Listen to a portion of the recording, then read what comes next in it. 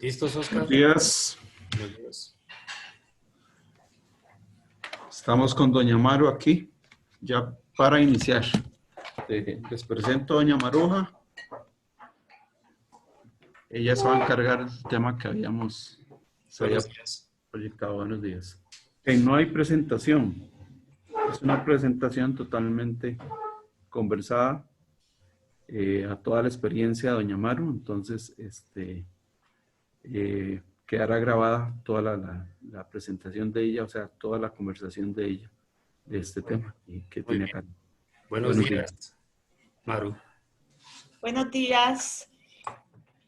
Mando un abrazo a todos estos compañeros buscadores de la verdad, buscadores del amor, buscadores de la luz. Ya los aprecio desde aquí porque creo que contacto personal no hemos tenido hasta el momento, pero les mando todo mi amor. Hemos hecho un pequeño trabajito, un pequeño compendio para recordar estos últimos pasos del maestro cuando bajó a traernos la luz, luz eterna y divina que nos salvó como nuestro Mesías. Él nos trajo un mensaje de paz y amor, mensaje que perdurará siempre, así como se lo prometió Él a sus seguidores, a sus discípulos y a todos los que vinieran después. Estamos a 20 siglos de diferencia, de distancia en esas palabras del Maestro y todavía perduran los ecos en nuestros espíritus de esa promesa divina que Él les hizo a sus discípulos que iban a ser los forjadores de esta escuela crística que todavía perdura y que esperamos para siempre. Voy a tratar de abrir este pequeño, no tan pequeño, ¿verdad? Este tema sobre estos últimos pasos terrestres del Maestro en nuestro mundo. Estas últimas episodios, estos últimos mensajes, sus últimos, digamos, testamentos para sus seguidores, porque su principal preocupación era dejarlos preparados para que abrieran el camino durante 20 siglos. 20 siglos que ya, queridos compañeros, buscadores de la verdad, han transcurrido. Voy a iniciar entonces con un capítulo del 112 que se llama A Jerusalén. Lo voy a ir entonces haciendo en forma de reseña porque tiene tanto mensaje que a veces uno se desvía un poquito y se acuerda, ¿verdad? Recordarlos para poder salir adelante de todo este capítulo 112, página 1577. Encontramos al maestro ya con la decisión que toma de ir a Jerusalén. Él está decidido a llegar a Jerusalén, a desenmascarar al Sanedrín que ha tomado la ley de Moisés y la han envuelto, se puede decir, en una cortina de tiniebla. Esa ley de Moisés de 1500 años atrás, que ha sido sepultada bajo un cúmulo de interpretaciones, órdenes, amenazas estrictas, y de no cumplirlas se castigan de una manera severísima. Ese era el Sanedrín de ese tiempo. Estaba el pueblo en manos de un tribunal religioso y exigía que se hiciera su voluntad. Sigamos al maestro entonces en su camino hacia Jerusalén con su resolución ya tomada. Pasa por Jericó, ahí lo esperan Judá, el príncipe y Faquí. Ellos lo acompañarán a Betania, donde vivirá, y puede desplazarse desde ahí hasta la ciudad real, así como le llamaban a Jerusalén. Ahí lo esperan los jinetes del Chefilderín, son árabes, seguidores desde tiempos atrás del Dios de Salomón, porque este rey había tenido ya un gran amor en su tiempo de una arabeña, la reina Saba. Ellos entonces guardaron admiración y respeto por Salomón y su sabiduría. Además, decían, tenían cuentas que saldar con Herodes. Además, se les informó que estarían presentes el rey de Damasco, su esposa, su hijo, para su coronación como rey en las regiones de Idumea hasta Fenicia, desde el Mediterráneo hasta las fronteras de Arabia. Las expectativas de todos era que un rey que tenía tantos poderes sobrenaturales iba a proporcionarles, esa era la expectativa de sus seguidores en ese momento, iba a proporcionarles, una vez que tomara el poder, les iba a dar libertad, les iba a dar prosperidad, les iba a dar abundancia, paz por arte de magia. Todo esto lo percibía el maestro y lo hacía padecer. Al saber que en lugar de subir a un trono iba a subir a un patíbulo de infamia, y lo había aceptado así. Era el precio de su entrada al reino de su padre. Bueno, ya desde que comenzó a pasar por Jericó, lo acompañaban multitudes. Sigue luego un capítulo muy importante. Cuando él se va, se dirige hacia el Monte de los Olivos. En ese Monte de los Olivos es muy significativo porque es donde el maestro recuerda que un día él hizo una pregunta a su Padre Celestial, a la divinidad, si pasado este ciclo de evolución, vería a los amados de su corazón entrar al reino de Dios, y la divinidad le respondió. Y esta vez, en el Monte de los Olivos, él quería ver qué haría la justicia divina con los rebeldes de la ley del amor, que los iban a sacrificar. Él ya lo sabía, que los sacrificarían para ahogar su voz de paz y amor. Las alianzas espirituales del maestro descorrieron el velo de los arcanos divinos. Él vio ahí su muerte. A los que le condenaron a ella y al populacho judío comprado con oro, pidiendo a gritos su crucifixión, vio después su entrada triunfal en el reino de su Padre, acogido con inefable amor por millares de espíritus luminosos que lo aclamaban como un vencedor por haber cumplido su misión de paz y amor en este mundo. A su vez preguntó él, ¿qué haría la eterna justicia de su Padre con sus verdugos? Y entonces le presentaron a un mundo oscuro, rondando en las tinieblas, entre fuego y humo, un mundo primitivo en formación, árido, volcánico, con bestias sobrenadando en aguas cálidas y fangosas en espera de presas para devorar. Había en ese mundo grupos humanos que buscaban comida, escarbando con las uñas en las rocas para devorar las larvas y moluscos, o si no, perseguían animalejos parecidos a murciélagos y los devoraban crudos, con mordiscos salvajes. O si no, si alguno de ellos moría, se lo comían, aún caliente. No podían levantar siquiera una choza porque las erupciones volcánicas los hacían correr de un lado a otro, y la lava hirviente caía en las fuentes de agua, y corrían desesperados en busca de un hilo de agua para aplacar su sed. Esto espantó al maestro.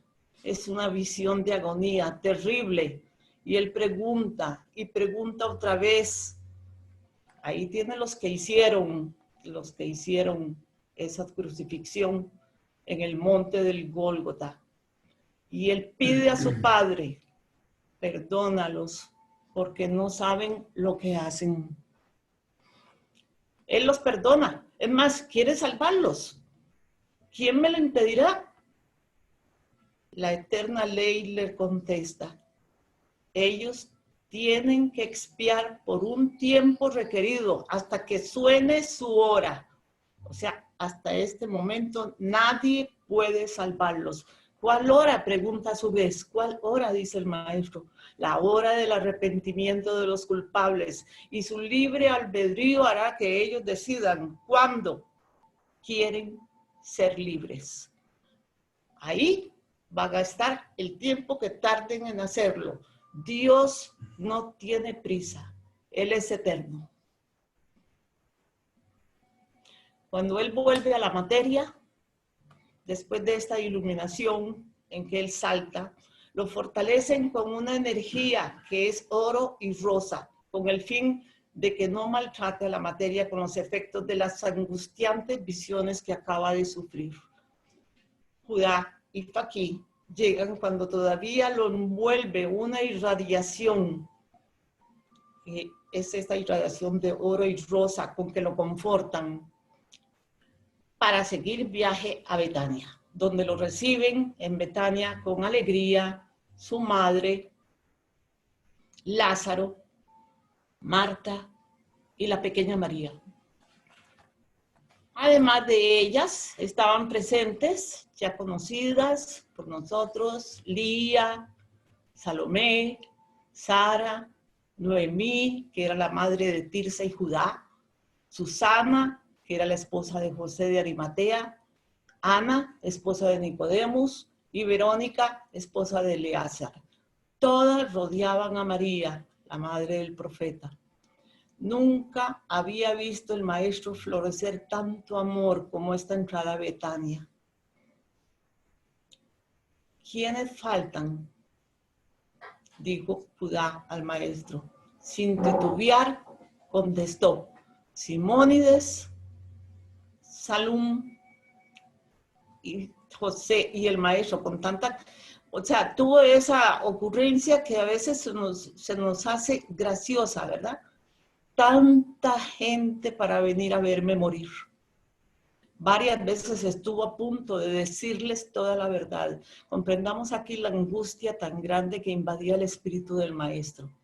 Él sabía la verdad, pero él se contenía.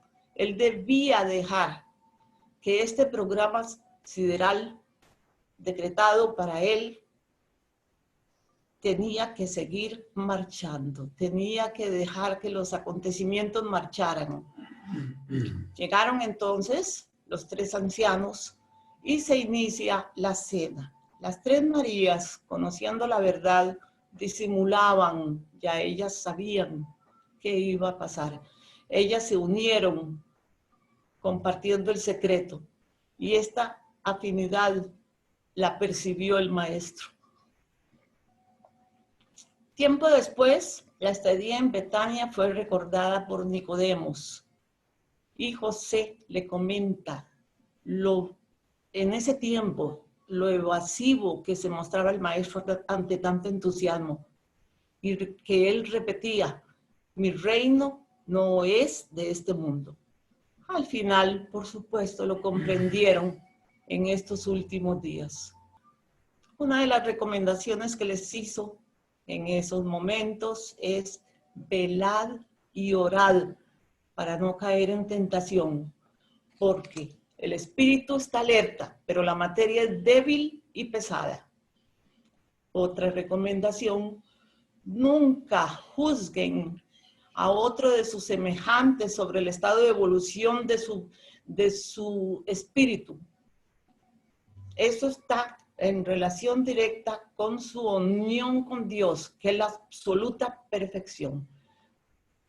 Esta fue otra de las grandes lecciones que dio él a sus seguidores. Nunca se puede decir está en tal estadio de evolución, está en estadio de tal otro, ese es bueno, ese es malo. Es entre el espíritu y su creador. Nada más. Todas las religiones, viniendo de este mismo tema, tienen una sola cláusula, una sola base. Ama a Dios sobre todas las cosas y a tu prójimo como a ti mismo. El primer gran error, creer que Dios es un Dios colérico, que si lo desobedecen, tienen que aplacarlo. ¿Y cómo lo aplacan? Con ofrendas, de acuerdo con su adelanto espiritual en ese momento y comprensión, ignorando que su infinita serenidad no se altera jamás. Yahshua, para ilustrarles estos, les hace una comparación entre las diferentes sectas que había en ese tiempo. Una era la de los fariseos.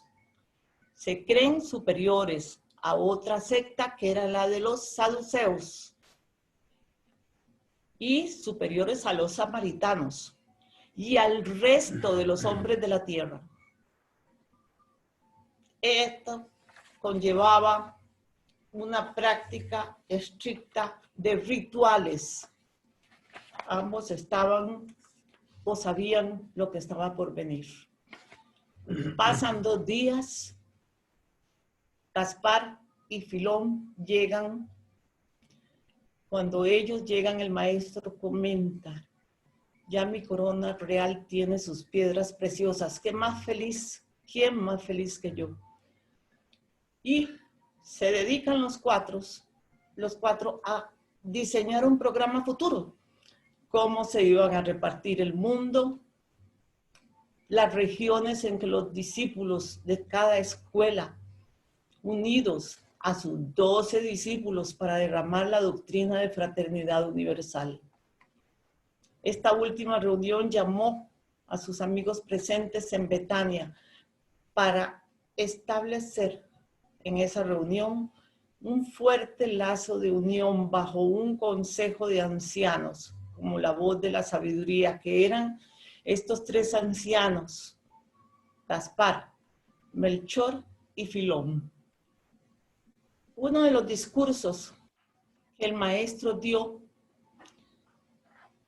fue el día en que entró en Jerusalén, según la tradición judía, el día de las palmas, el día de Pascua. Y él empieza recomendándoles que los sacrificios de sangre de animales, ni las ofrendas perfumadas, ni las solemnidades rituales, que todas son estorbosas, son gravosas, o sea, no tienen un fin espiritual loable. Lo principal, decía el maestro, es que presenten sus almas limpias y dedicaos, les recomienda, a amparar a los desposeídos y a los agraviados. Así recibiréis el bien de la tierra. Se dirige a ellos así: pueblo de Israel, amado de Jehová, sufrís por culpa de la inconsciencia de jueces, reyes y gobernantes. Ellos pisotearon la ley de Moisés, no matarás, y en respuesta desataron la matanza y la desolación. Amada al prójimo como a ti mismo. En respuesta esclavizaron a los vencidos y se enriquecieron a su costa.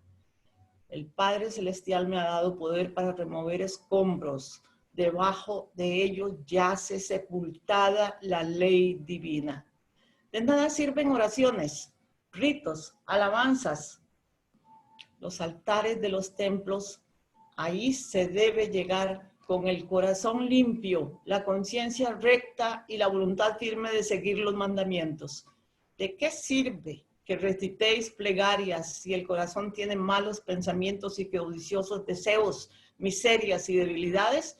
Os engañan miserablemente los magnates del templo cuando os piden ofrendas en los altares a cambio de la purificación de vuestras almas. Lo que purifica el alma es el arrepentimiento y luego deshacer el mal hecho al prójimo con un bien que le compense el daño. Solo así obtendrán el perdón. El amor fraterno se basa en la piedad, en la misericordia, que es el divino manantial que lava las manchas del alma. Aquí él les pone dos ejemplos, que son Johanán y Moisés. Johanán no recibía donativos de nadie, se sustentaba con miel y frutas silvestres. En cambio, los magnates del templo amasaban enormes fortunas a costa del sudor y sufrimiento de un pueblo agobiado por los tributos. La palabra de Dios: ama a tu prójimo, no le hagas a tu prójimo lo que no quieras que se haga contigo. No es palabra de Dios la que manda traer oro a las arcas del templo, aceite, vino, trigo a sus bodegas para enriquecer a sus príncipes que viven entre el lujo y la fastuosidad. El otro ejemplo que toma el maestro, el ejemplo de Moisés. Moisés vivió en una cabaña mientras pastoreaba los rebaños de su tío Jetro y mereció ver la grandeza del Señor y que le diera la ley divina para todos los hombres.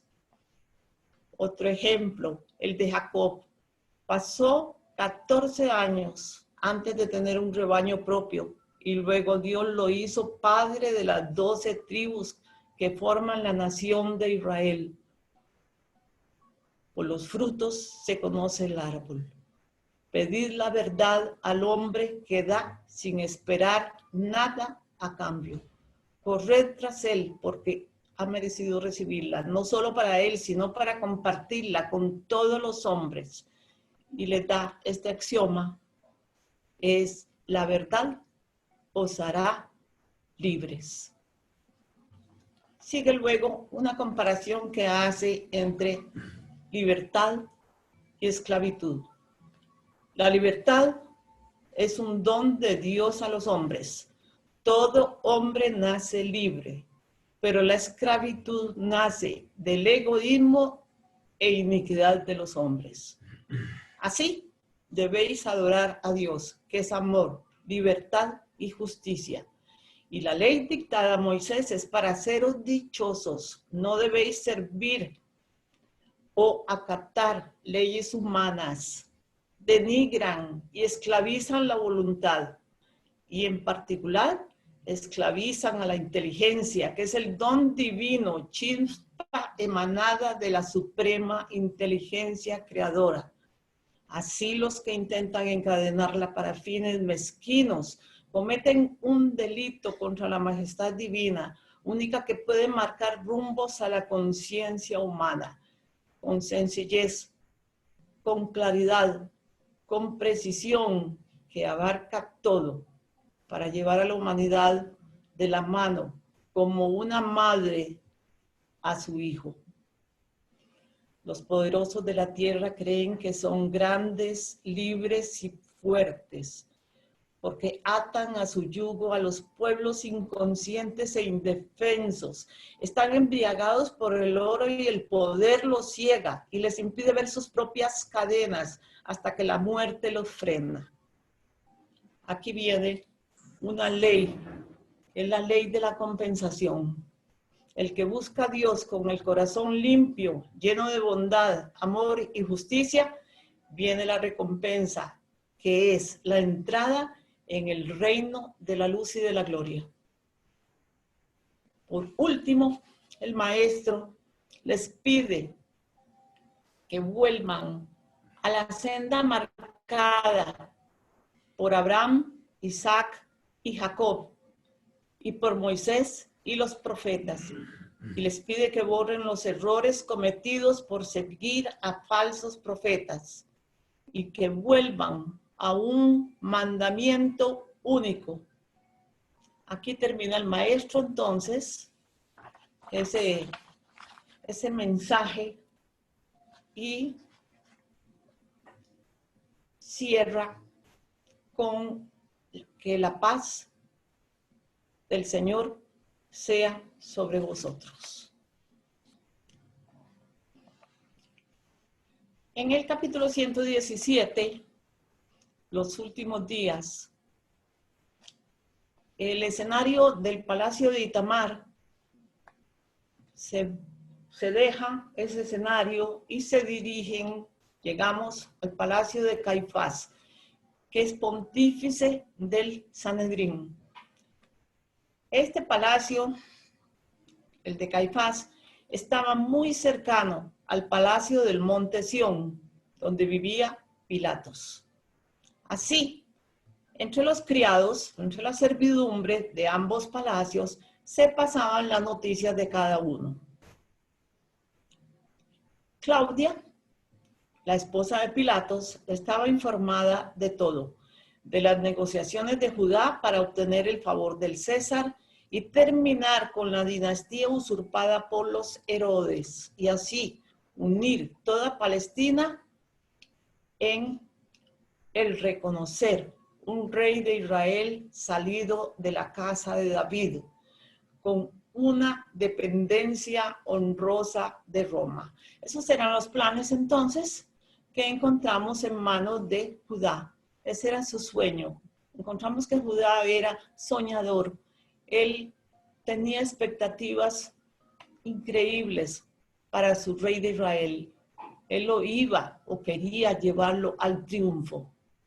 Digamos en el plano político, social, material, para que reinara en el plano espiritual sobre su pueblo. Esto no dejando de lado a Roma, sino que dice una dependencia honrosa de Roma. Aquí encontramos un personaje que es el esclavo egipcio de Caifás. Él le pasaba todas las informaciones a una de las esclavas galas de Claudia sobre lo que se tramaba en contra del maestro. Incluso Claudia les prometió la libertad a ambos esclavos si conseguía la resolución del Sanedrín en su reunión de ese día. Y esto fue que lo harían preso y lo matarían de alguna forma, siempre que fuera legal y no a traición, o lo que sería un mártir. Ellos no les interesaba, al Sanedrín no le interesaba convertir al maestro en un mártir. Entonces lo querían hacer todo solapado, de manera que una cosa pareciera la otra. Y había un pensamiento que alimentaba estos planes del Sanedrín, que era, se puede decir, el cerebro del Sanedrín, Anán. Él pensaba de esta manera: el pueblo es un niño inconsciente y antojadizo que delira por su juguete, y si se lo rompen o quitan de las manos, pronto se consuela y busca otro que lo reemplace. Esas eran las expectativas de Anán. Él era, se puede decir, el gran manipulador, ¿verdad? Él manipulaba de manera increíble. Toda su inteligencia era puesta en este juego de manipulación. Ya entonces, desde ese momento, fraguaron su muerte. Ya estaba condenado a muerte. Desde que entró triunfalmente en Jerusalén, ya estaba condenado a muerte, coronado por un discurso poderoso, ardiente, cargado de una verdad irrebatible que quemaba los velos de púrpura que ocultaban su ruindad y su vileza, su hipocresía, su engaño, su manipulación para hacerse venerar como santos. Sintieron que estaban perdidos, porque si el profeta nazareno seguía vivo, ellos se imaginaban que venía su derrota total. Llega esta noticia de los planes del Sanedrín hasta Claudia. Ella se la pasa a Nebai, a Judá, a Faquí y a Simónides. Judá piensa, entonces, el Sanedrín nada puede hacer sin el consentimiento del procurador romano, que era Pilatos. Pero no contaban con la astucia de los rabinos envenenados de envidia por el triunfo del Mesías entre el pueblo. Ella tranquiliza a Nebai, pero Nebai sabía que eran sus últimos días. Y empieza en ese momento su compañera adolescente en el monte Tabor, en que rememora los momentos vividos por ella del maestro adolescente. Ella lo que quería eran esos días de vuelta, que no hubiera pena, que no hubiera zozobra, que todo volviera a ser como antes, como cuando eran dos adolescentes en los tiempos del monte Tabor.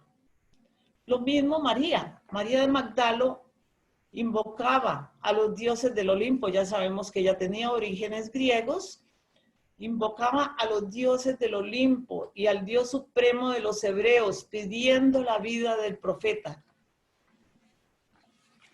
Y se repetía constantemente, María de Magdalo, él no puede morir, él no puede morir.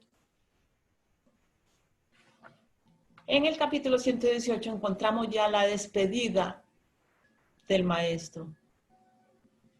Se llama tradicionalmente la última cena. Él quiso celebrar una cena para despedirse de sus 12 discípulos, ya que ellos iban a ser los fundamentos de su escuela fraternal de vida en común, sin egoísmo, sin intereses, todos con idénticos derechos y deberes. Iba a ser esta cena en una mansión que había adquirido María de Magdalo, que servía de refugio de peregrinos venidos de Galilea. Le decían Genadad. Ahí llegó Miriam, su madre, acompañada de familiares y amigos desde Nazaret. La cena se abrió nada más con el maestro y que ocupó la cabecera de la mesa y los 12 discípulos. Él mandó cerrar las puertas. Se quitó el manto, fue hasta la piscina de las abluciones, llenó un lebrillo y con una toalla en el brazo se arrodilló ante Pedro, que azorado, asombrado, le preguntó qué era lo que hacía. Es mi última enseñanza. El mayor debe ser servidor de débiles y pequeños. Así lo haréis en memoria mía. Procede entonces a lavarle, ante el asombro de todos, a lavarles a todos sus 12 discípulos los pies. Ellos estaban conmovidos. Y Juan, el último, le pregunta, dudoso, si es que ellos están manchados de culpa para que les lave los pies. El maestro le da una gran verdad. El reino de los cielos es de los que se hacen pequeños por amor mío. Esta parábola que utiliza el grano de trigo debe morir primero en la tierra para después brotar, florecer, llenarse de espigas que se convertirán en blanco pan. Él está angustiado porque los ve angustiados. Esto lo turbaba mucho. Es más, expresa un deseo que el Padre lo salve de esa hora. Pero vine para esta hora. Glorifica en mí tu santo nombre sobre todo lo creado. Vemos aquí que el maestro vacila en determinado momento en su parte humana con sus seres amados.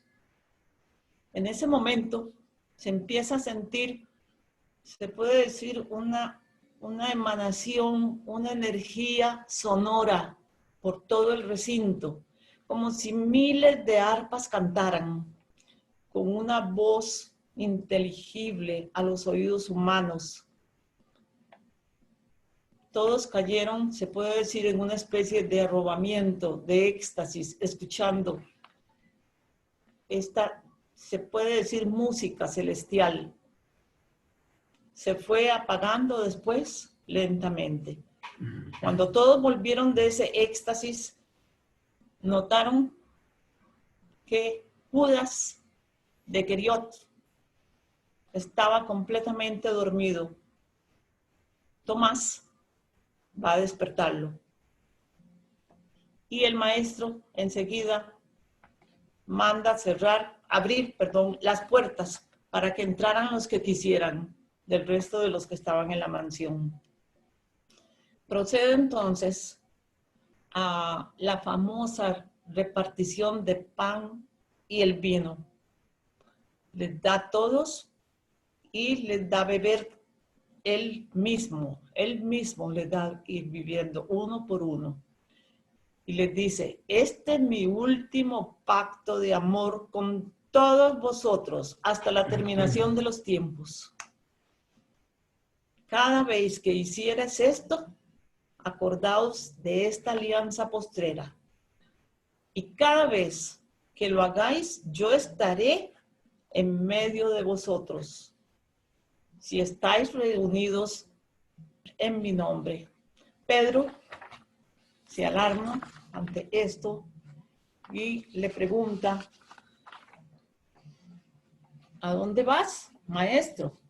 Es la pregunta de Pedro. Donde yo voy, no me podéis seguir. Por ahora, ninguno de vosotros. Pero me seguiréis más tarde. Esa es su promesa. Cuando hayáis llevado a todos los pueblos de la tierra el mensaje de amor que dejo encomendado a vosotros. Sigue luego una escena de cómo esta realidad de la marcha del maestro, de la partida del maestro, desvanece esas esperanzas que tenían todos. El maestro seguía sufriendo mucho y nota de pronto de que Judas de Queriot se había ido. Ahora sí es glorificado el Hijo de Dios y Dios es glorificado en él. Aún en medio de vosotros, al verlos tan perdidos, al verlos ya tan debilitados, aún estando en medio de vosotros, ya habéis perdido el valor. ¿Qué pasará cuando me busquéis y no me encontréis? Porque a donde voy no me podéis seguir. Pedro, otra vez le refuta, pero mi Señor, te doy mi vida, muero por ti. Le ofrece Pedro todo. Y no puede disuadirlo en este sentido. En ese momento, su madre, María, cae en una especie de desvanecimiento, de desmayo, y la llevan a su lecho. Viene la despedida y termina por darle un abrazo uno por uno, para mantener vivo y despierto el recuerdo de sus enseñanzas. Cuando ya él está en disposición de salir del recinto y marcharse, lo alcanza María de Magdalo, se abraza a sus pies, se niega a dejarlo ir y el maestro le recuerda que ella es obediente y que el reino glorioso de su Padre y su muerte es la única forma de alcanzarlo. Ella entonces se serena y lo deja partir. Ella reconoce su debilidad ante el dolor del adiós para siempre. No es un adiós para siempre, le dice el maestro. No es para siempre. Él vendrá a ellos cada vez que en su pensamiento lo llamen. Sale, ya decidido, del recinto, acompañado de los 12. ¿A dónde nos dirigimos? Al huerto de Getsemaní, decide él. Quiere despedirse de ellos, porque estas creaciones del Padre se han vitalizado con el amor recíproco. Y esta energía perdurará largo tiempo en estas cosas inanimadas. Él quiere ir a ver los famosos olivos del huerto de los olivos, así le decían también sus amigos, sus seres que para él representan, veamos aquí, seres inanimados, pero los ama. El amor es la unión del pensamiento humano y la oración es el vínculo entre el pensamiento y la divinidad. Otra vez vemos que el maestro les vuelve a recomendar repetimos, el ritual de lavado de pies, el ritual de la repartición del pan y del vino, que es un pacto de amor, una alianza entre él y sus seguidores cada vez que lo hagan en su nombre. Él estará con ellos. Pedro insiste, si te vas de viaje, yo quiero ir. Luego sigue el ritual en que María de Magdalo unge al maestro con aceite de nardo. Aquí esas sospechas pasan a ser tenidas por verdaderas. Él va a partir. Sigue descrito aquí el sufrimiento interior del maestro y la petición de Pedro, que le ofrece su propia vida. Y notamos aquí esta respuesta que le da el maestro: antes de que cante el gallo, 3 veces me negarás. Así tiene que suceder para que yo beba hasta el fondo la copa que mi Padre me ha dado. Este es mi testamento. Es mi testamento. Amaos los unos a los otros como yo os he amado. Así sabrán que sois mis discípulos. Yo voy a preparar las muchas moradas que tiene mi Padre. Él luego se encomienda al Padre y dice: la hora ha llegado. Glorifica a tu Hijo para que tu Hijo te glorifique a ti. Este abrazo de despedida a todos y a cada uno. Esta despedida de María de Magdalo, que le rompe el corazón porque mucho la amaba. Y luego al huerto de Getsemaní. Aquí se hace un comentario sobre las 30 monedas de plata, y se da una especie de aclaración sobre el papel de Judas y las famosas 30 monedas de plata. ¿Qué pasó ahí? Judas en realidad no estaba destinado a ser el traidor, como quedó en la historia, nato, verídico, sino que también fue engañado por Anán, el jefe del Sanedrín, cuando le ofreció llevar al maestro, entregarlo pero para la gloria, entregarlo para el poder, entregarlo para que reinara, no entregarlo para sacrificarlo. Esas 30 monedas de plata quedaron como símbolo a través de toda la historia de las monedas de la traición. Aquí podemos decir, se puede decir que esa traición fue una traición que estaba en el programa para que se llevara a cabo todo como estaba destinado. Si no lo entrega en el huerto con un beso, al que le dijeron el beso de la traición, no se hubiera llevado a cabo todo esto. Con eso lo entrega, con un beso. Los hechos ocurridos después de que el maestro llevado preso son bastante, digamos, conocidos, los hechos principales, todos los deseos de liberación que alentaban el Chefilderín y Judá, el príncipe Judá, todos los esfuerzos que hizo María de Magdalo, los encontramos en estos capítulos que siguen después de que él se convierte ya en un, se puede decir, en un prisionero común y corriente que va a ser juzgado como un sedicioso, como un traidor, como un rebelde, etc. Y de ahí es llevado al Gólgota. El grupo de seguidores, el grupo de discípulos, lo encuentra entonces en el Gólgota pendiendo de una cruz. Por supuesto que todos entraron en una etapa dolorosísima. El dolor hizo presa de ellos. Estaban impotentes, no podían hacer nada. Lloraban, oraban, o si no, caían en una especie de estupefacción. No podían creer lo que estaba sucediendo. Se paralizaban.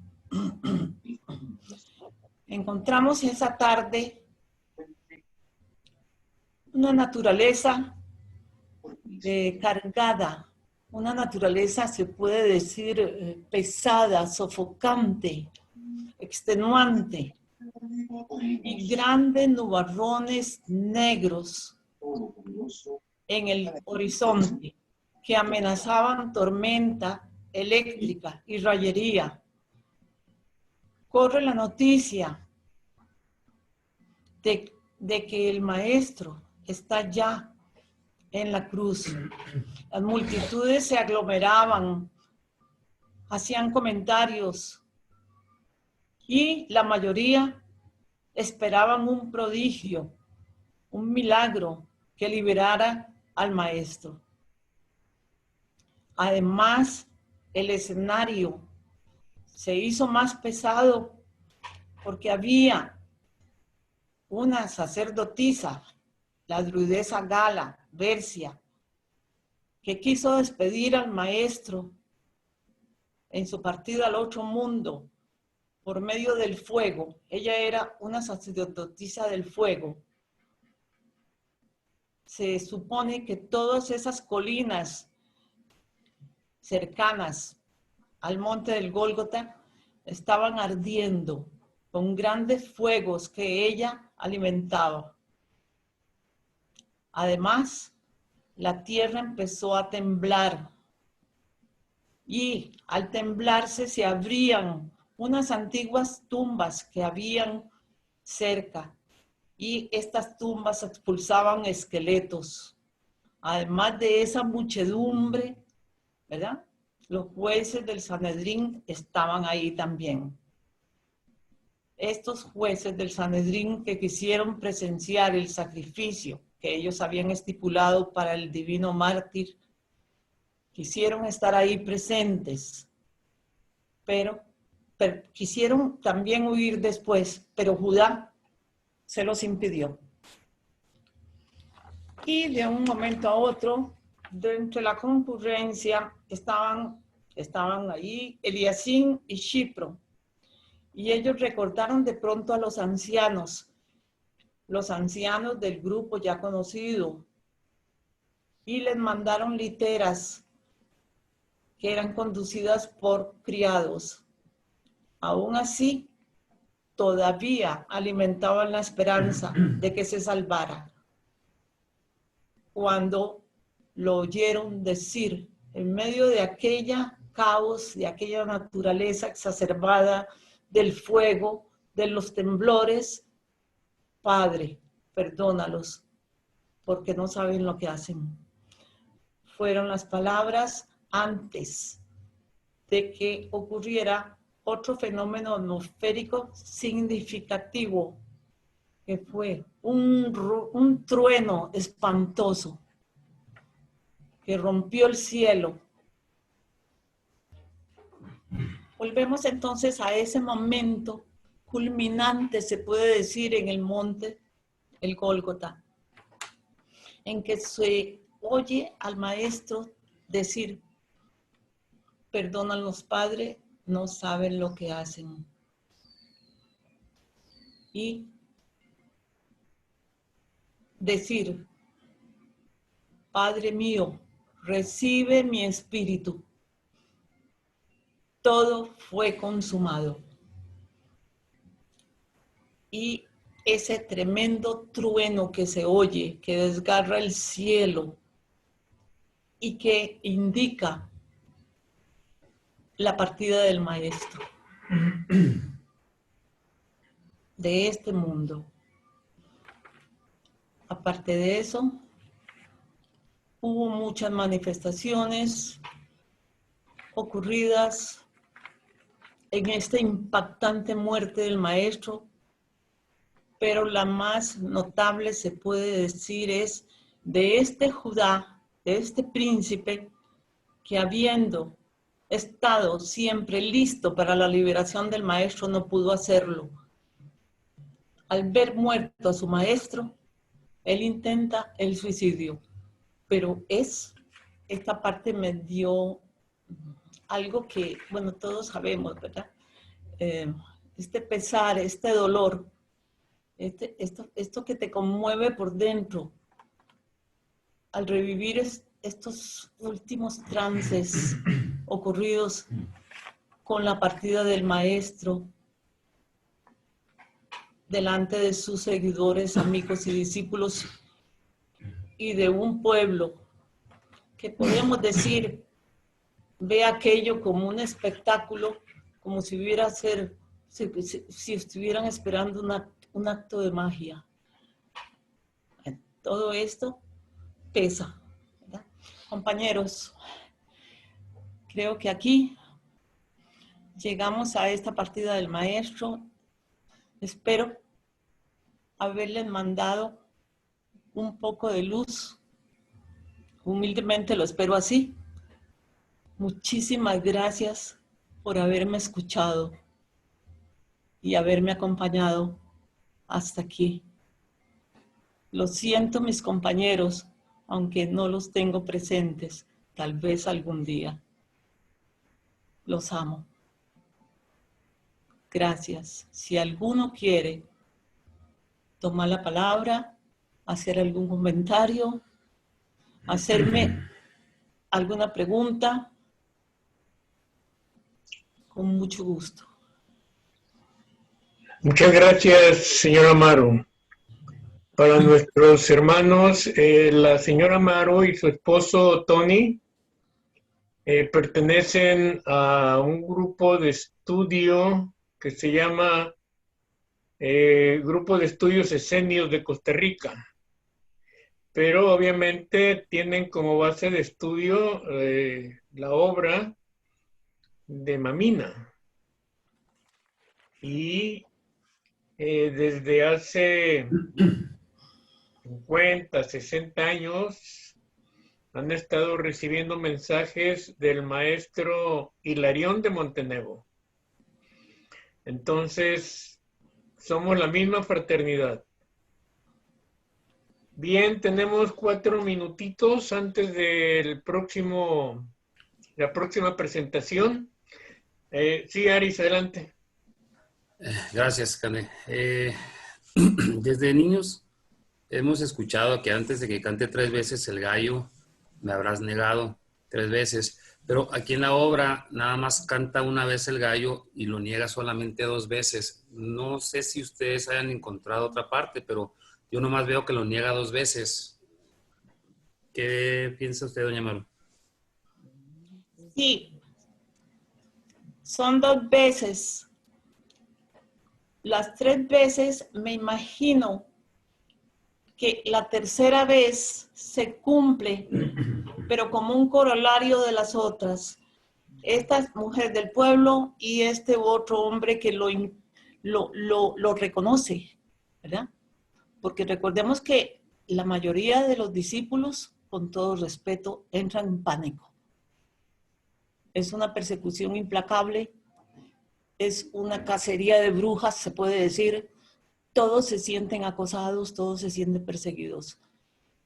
Si miramos un poquito más adelante, podríamos encontrar la tercera vez en que Pedro niega a su maestro.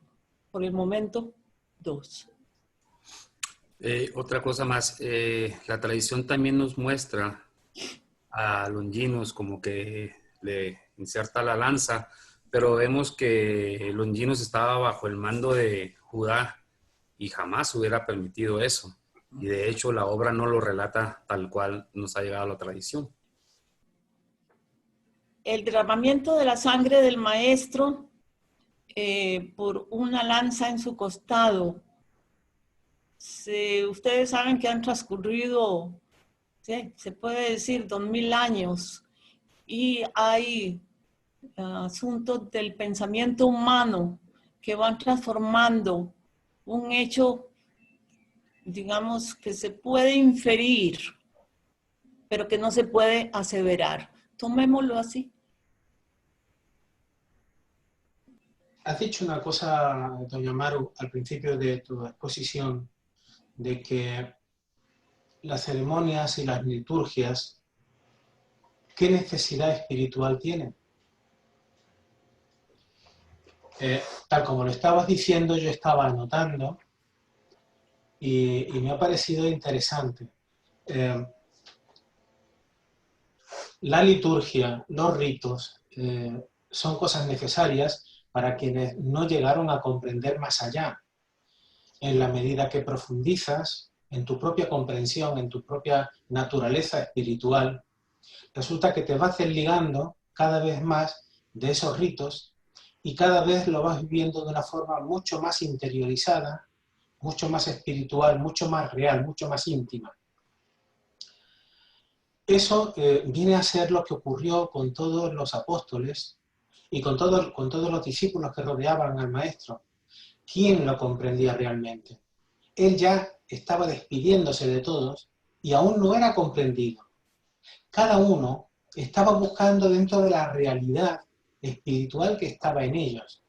Todos querían, o la gran mayoría, querían un rey, un hombre justo, un gran sacerdote que aunara el poder político y el poder espiritual dentro de un estado de equilibrio perfecto que le permitiera a todos vivir en un estatus de comodidad, de equilibrio. Y ahora yo pregunto, ¿no es las situaciones de tensión lo que van haciendo que busquemos una realidad superior que la que ya sentimos previamente? Porque yo al menos me siento muy diferente a hace 30 años que cogí los libros por primera vez.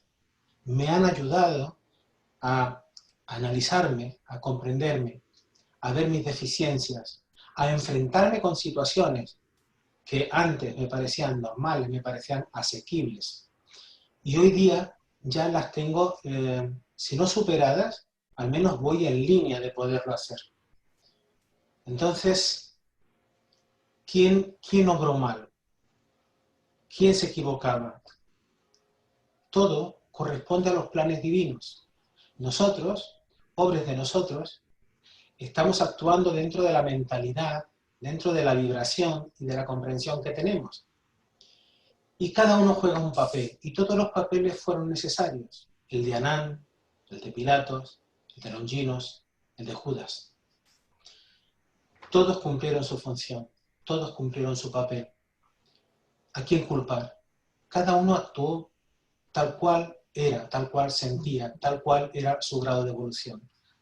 Solamente aquellos que actúan con malicia, teniendo conocimiento de ella, en favor de un egoísmo personal, es el que obra mal en conciencia. Por lo demás, todo cuanto aconteció fue un orden perfecto. No estaríamos hablando de Yasuo si Yasuo no se hubiera entregado al sacrificio voluntariamente. Y si no Yasuo no lo hubiera aceptado, habría sido otro, o habría tardado más tiempo en realizarse. Pero todo cuanto acontece es perfecto.